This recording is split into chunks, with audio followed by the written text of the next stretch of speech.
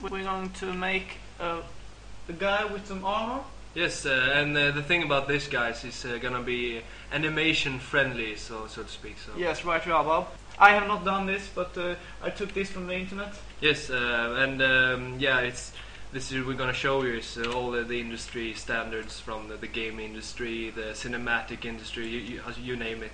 Right, Bob. Well, yes, as you can see in the bigger titles and MMOs, the shoulder pads are always the thing that pops and. Right, Bob. We're going to make here, first off, standard brushes. I only use standard brushes, and I only use the standard brush here. Let's get started, shall we, Bob? Yeah, sure. First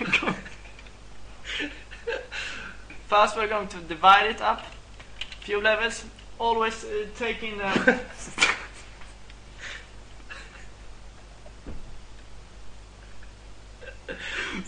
always start with subdividing your model as much as possible.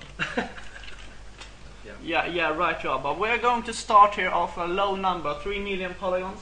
Yeah, that's about right. Just to do some basic stuff.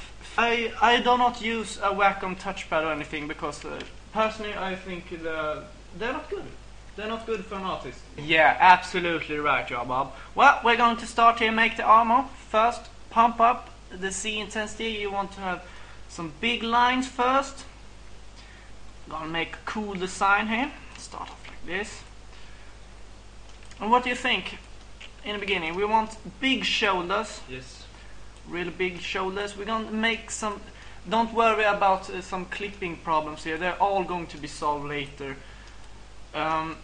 Starting off with some cool spikes. Yeah, spikes. They're the most appealing objects you can use ever in whatever. Yes, right. You are. Of course, spikes is the thing to go with. We're going to make this character a bit more bulky, because a bulky character is a game character, I would say. Yes, the bigger they are, the better they are. Absolutely. We're going to make this is going to be the main character of a game. Just making his, and it's okay here just to use the move brush. Going here with standard brush. I always use the standard brush. I think it's nice. Some things here. But I must say it is important to start off big to get the right proportions. Don't be afraid to experiment with shapes. It's a natural thing. Yes, of course.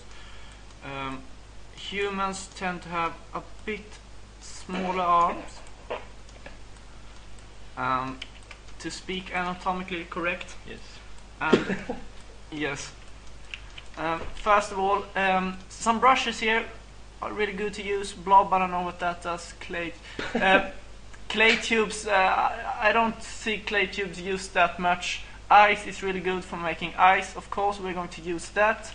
Actually, we're going to put out some ice right now.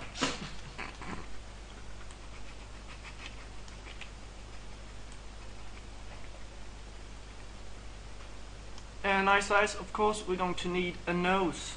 There isn't a nose brush. You have to do the nose manually.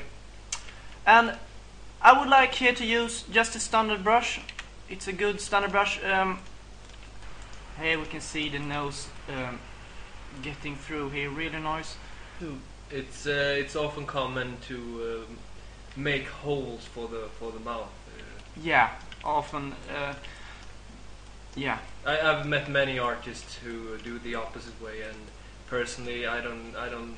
That style isn't very appealing to me. We have worked a bit on the upper torso, just with some standard brushes and some cool tech stuff we have been doing. Yeah, and the tech stuff for this model very puts it forward into the industry standard, so you can see. You can never get enough of detail, as we say here. Yeah, exactly. Last time we spoke, we were going to start on the legs.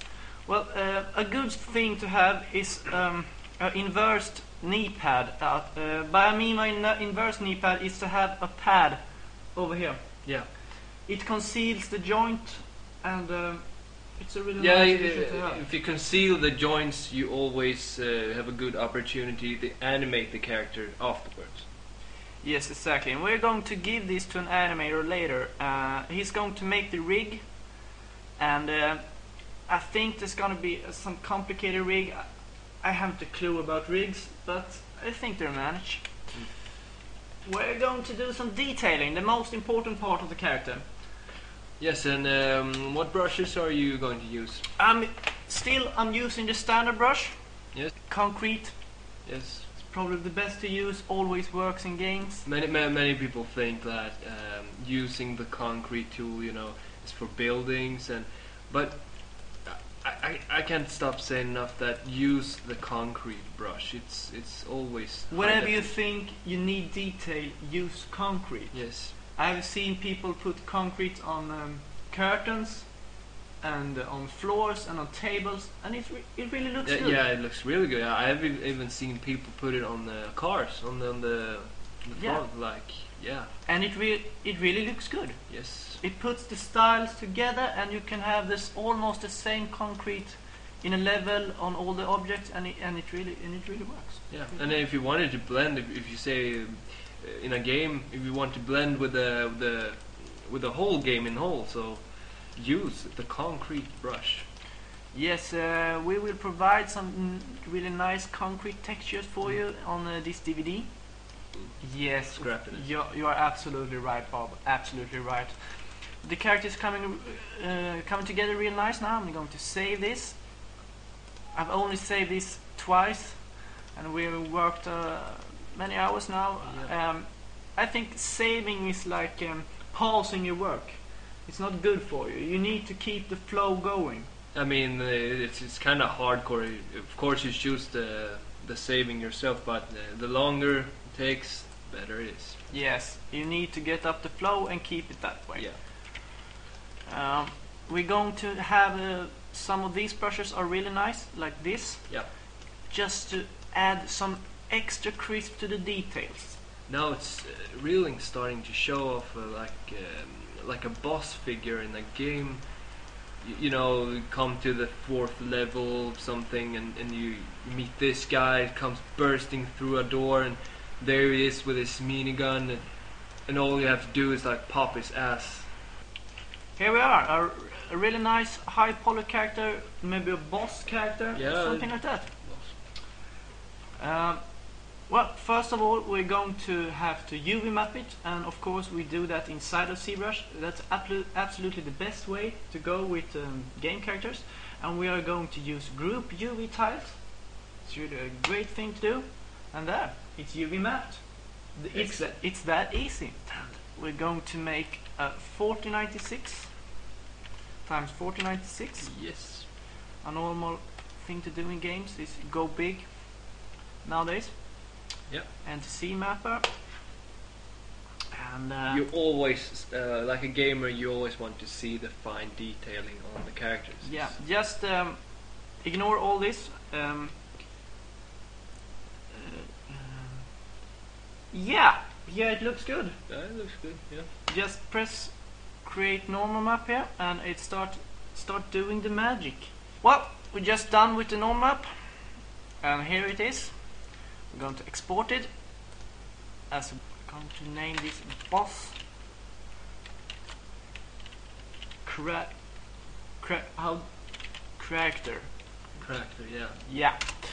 And here we're going to name it textures. Yes. Oh, wrong spell, sorry. Textures, yeah. And just save it out. And there we are. And next thing, just going to export this. But we are using Maya here to show off some things. Boss, put in the character. Yeah. There we are. The character is now inside of Maya. Really looks really good. Really good for a NextGen character. Yes. And actually, the topology looks really slick. Yeah. You can see here how the topology looks, yeah, and it looks really good.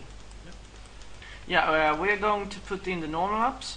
There we go. Oh, nice. That's a really nice character. Oh, you can really see it popping.